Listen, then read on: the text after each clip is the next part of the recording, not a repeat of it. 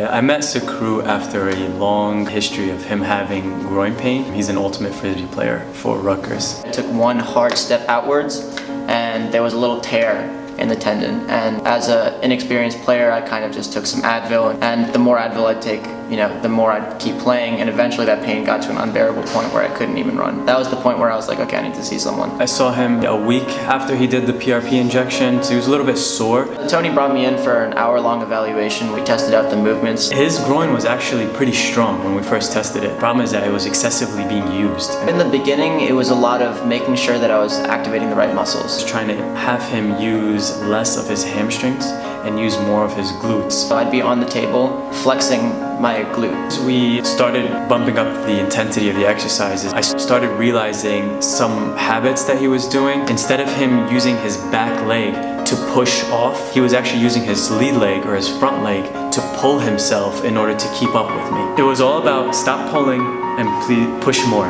We determined mainly that the exercises that I was doing in Ultimate generally didn't need as much groin usage as I was putting into it. Sometimes we'd actually set up cones on the ground and we'd actually run through the motions of the drill. It was just fun to see that, he's finally getting it. I'd bring in a disc and he would go through the motion and actually work on isolating a muscle in the motion and then doing that with me. But we were doing power drills and he was still targeting and being mindful of the muscles that need to fire. I'd have to come in, ready to go. We'd do it for an hour. I'd leave basically sweating. He'll come in and just, he can't feel his glutes.